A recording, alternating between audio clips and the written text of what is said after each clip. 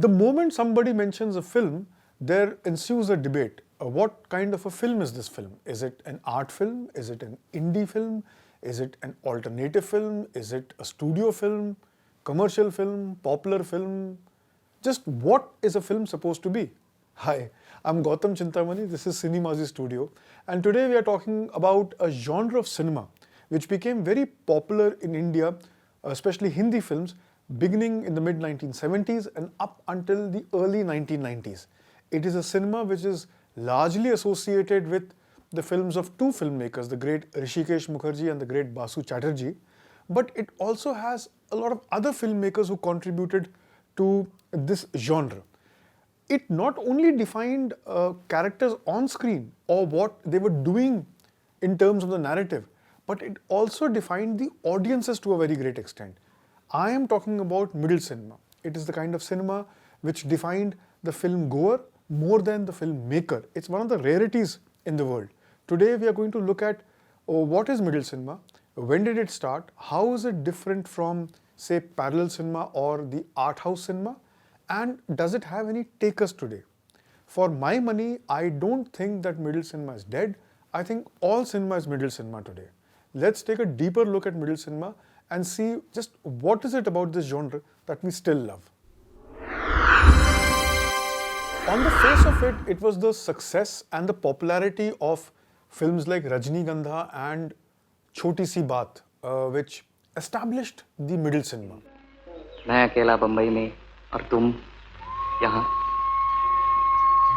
मेरी शामें कैसे कटेंगी?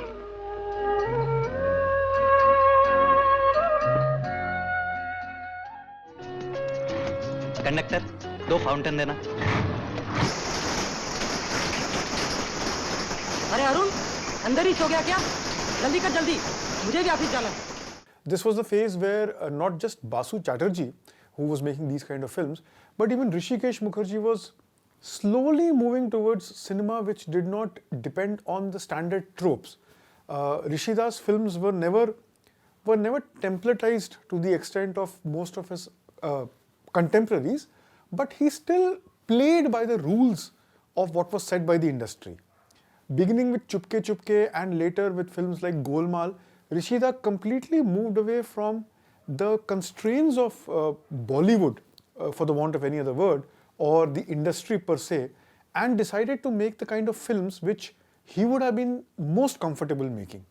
But the origins of middle cinema are not films like Rajnigandha or Chupke Chupke or later Dil Lagi, Chit Chor, Choti Si Baat. It starts in the decade before that. 1960s was a very tumultuous period, not just for India, but the entire world. When it comes to India, we were going through a phase of transition. We survived the war against China. We won a war against Pakistan in 65. And we were trying to figure out if the tryst with destiny that Pandit Jawaharlal Nehru mentioned in his speech when India attained freedom was what we had been promised. For about 2 decades, we had been doing things a certain way, and the results were a mixed bag. You were winning wars, you were losing wars, you were trying to be self-reliant as far as food grain goes, you were not being able to manage that completely. You were non-aligned in that sense. You were not completely with the Western Bloc or the Eastern Bloc, even though you were, India was a socialist, India was socialist in its mindset. It was not openly communist.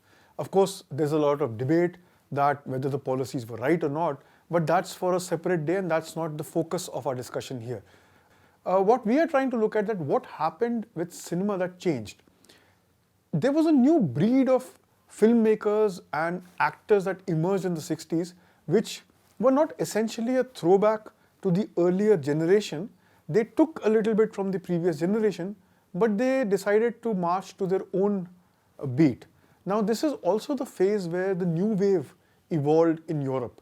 Filmmakers like Godard and Truffaut were redefining filmmaking in America. Filmmakers like Arthur Penn were also with films like Bonnie and Clyde or Dennis Hopper with Easy Rider, was completely changing the narrative of cinema. And these were films which had the backing of a studio, not all the way, but it was the beginning of the studio cultivated director superstar era of the 70s. 60s was an era where you were looking outward, you were looking at the society. So that is why you had the whole new wave emerging. In India, in 1969, in a single year, you had 3 films that set the foundation for the new wave of filmmaking. You had Money Calls Uski Roti, there was Basu Chatterjee's Sara Akash, and there was Mrinal Sen's Bhuvan Shom.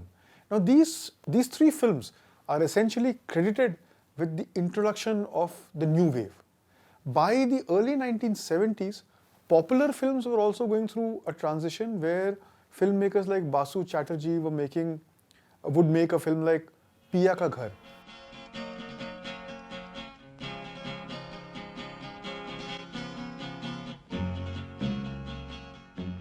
Which was not as regular as mainstream Hindi film, but it was also not something which could be slotted into this new wave category. It had songs, it had the usual tropes. So it was neither this nor that in the complete sense of the word.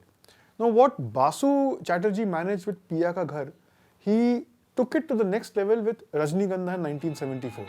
Now Rajnigandha is a film that changed the way trade looked at these films which did not have your typical leading men of that era. So these were films that did not have a Dharmendra or a Manoj Kumar or a Rajesh Khanna, even an Amitabh Bachchan, who was yet to become the box office phenomenon that he would go on to become. But they were films which were a little more real and organic than classic Bombay cinema, but not as much of downers as what the new wave was being perceived by the trade, at least. Now all this changed with the success of Rajnigandha, because Rajnigandha was a small film. It was produced by Suresh Jindal, and suddenly it made a lot of money with actors like Vidya Sinha, Dinesh Thakur. It just changed the way the trade looked at these films. Later in 1975, with the success of Chupke Chupke, where you had stars like Amitabh Bachchan, Sharmila Tagore, Jaya Bhaduri and Dharmendra, but the treatment was not your classic, typical mainstream film comedy. Once the floodgates opened, the success of films like Choti Si Baat, Chit Chor, Gharonda completely transformed the genre.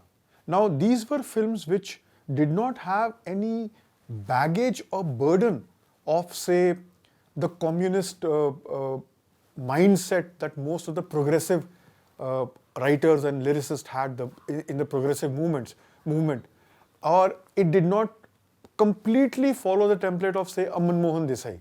So somewhere the audiences could feel or could relate a little more to an Amol Palekar, a Vijendra Ghatke on screen, and women could identify more with Vidya Sinha or Zarina Wahab than they would do with a Zeenat Aman or a Parveen Babi.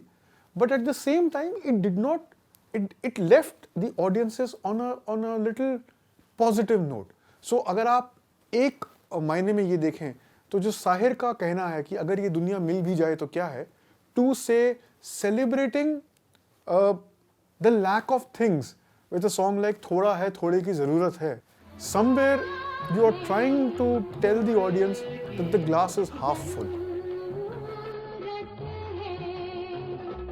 One of the biggest things to come out of this whole middle cinema movement was that filmmakers like Hrishikesh Mukherjee and Basu Chatterjee could take big stars, Dharmendra, Hema Malini, Amitabh Bachchan and Rajesh Khanna, and make them play characters which ideally they would not have played in a typical Salim Javed or a Kader Khan film. So you had Amitabh Bachchan playing what he played in Manzil.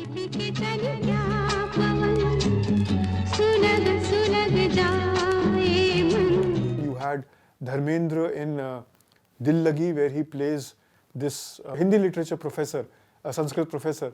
And it's a marvel to see these characters shed their superstar or their macho man image and become a little more real. The genre created its own stars, and this was a genre where the stars were not limited to just the ones who faced the camera. So of course you had Amol Palekar, who was neck to neck with an Amitabh Bachchan towards the late 1970s. Because I say this because at popular film awards such as the Filmfare, and Amol Palekar was winning awards for films like Golmaal as opposed to Amitabh Bachchan for films like Amar Akbar Anthony, or you get the idea. These were also films which became the training ground for the entire generation of new filmmakers and technicians that would come in the 1980s. So a Bharat Rangachari was assisting Rishikesh Mukherjee.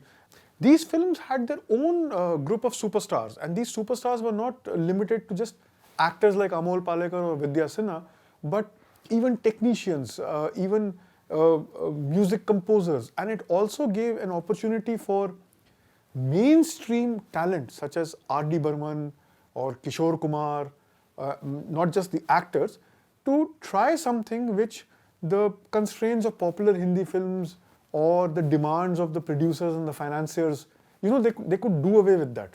Middle cinema contributed immensely to the genre of comedy. It was the success of middle cinema and the bittersweet realities of life, say in a film like Baaton Baaton Mein, where you would see what was happening in Bombay of that time and then question the regular filmmakers that, boss, why are you not showing these things? So what happened was that the more mainstream, the more popular filmmakers went the other way, where they would go out of India to scout for fancy locations, or they would make their films more of a throwback to the films of the 60s and 70s. But a new generation of filmmakers which was coming about at this time, filmmakers like Subhash Ghai, Sai Paranjpai, Govind Nihalani, who were trying to find their own ground, they became more confident that they would be able to sell their product to the market without compromising too much.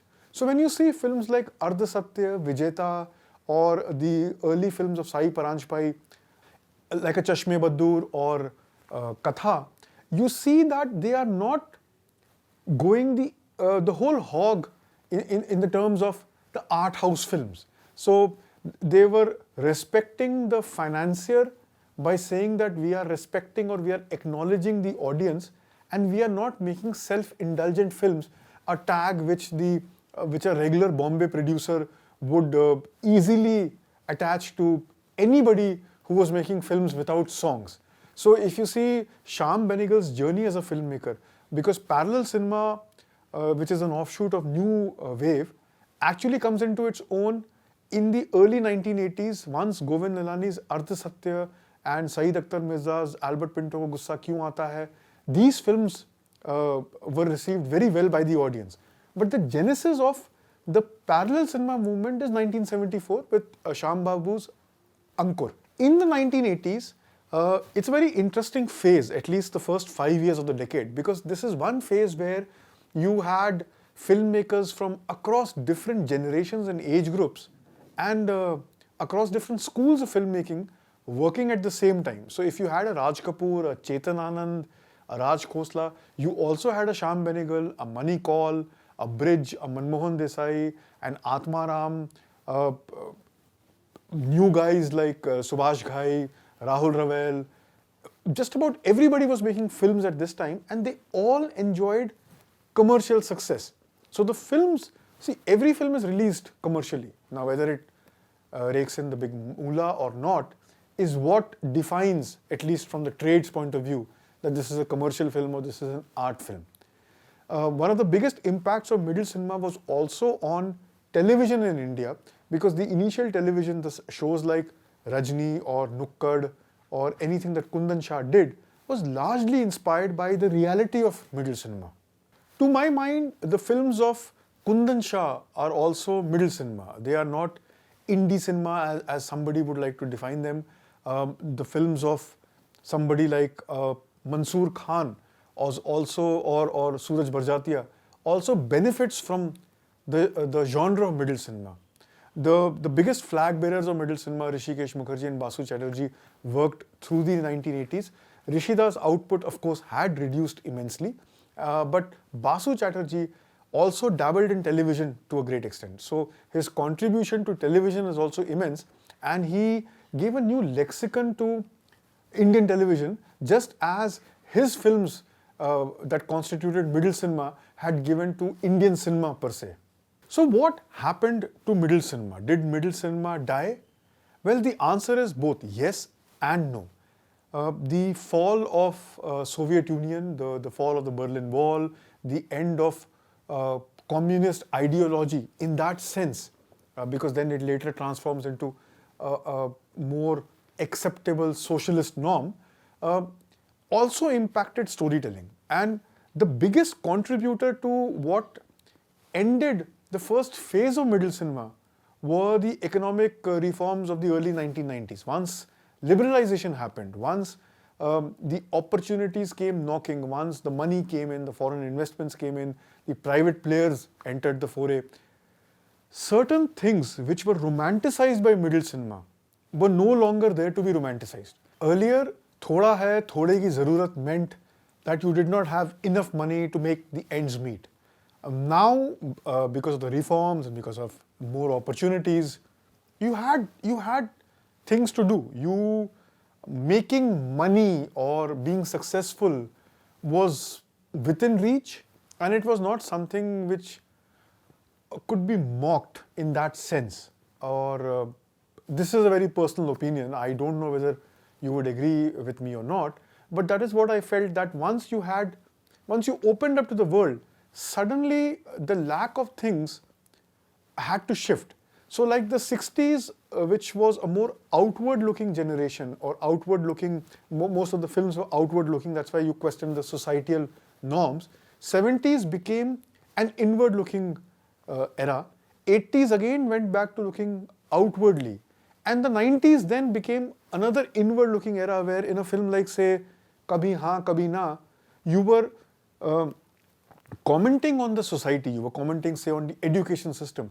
But Sunil's character is more inward. He's questioning what he really wants. So somewhere this did not gel well with that template of middle cinema. Today, everything is middle cinema. Today, nobody raises an eyebrow if you say that I'm making a film without songs, or I'm making a film with 30 songs, or if you say that I'm making a black and white film, or if you say that I'm making a film in which there will be a more gimmick-oriented film, like, there will only be block shots, or I will just use one singular lens, or it's a silent film. So nothing surprises the audience anymore. So some of the tropes that genres like middle cinema relied on lost their charm in the true sense of the word.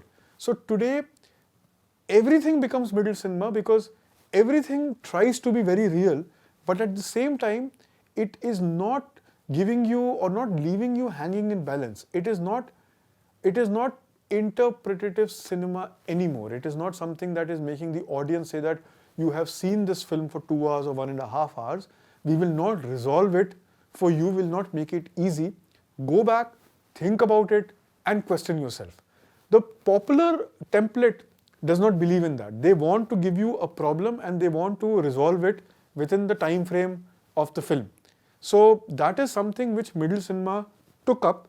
The problems might not have gotten resolved by the end of the film, but there was a way to a resolution. So even if you look at a film like Sansar in the 1980s, which was a typical family drama, the climax gives you a resolution, but it is still a work in progress. That is something which is more acceptable to today's generation, also because of the OTT format, where you think more in seasons as opposed to, or episodes as opposed to a film. So somewhere this period, this era, or this golden era of television that we are living in is ideal for middle cinema. Due to the coronavirus pandemic, our film consuming habits have also changed. So I believe that in the years to come, middle cinema is going to come back in a newer avatar, and we are in for a very interesting ride. I hope you enjoyed watching this episode of Cinemazy Studio. Don't forget to hit the subscribe button and click on the bell icon and like this video so that you know the next journey and the next trip down memory lane when we are ready with it. Thanks for watching. Hope to see you soon.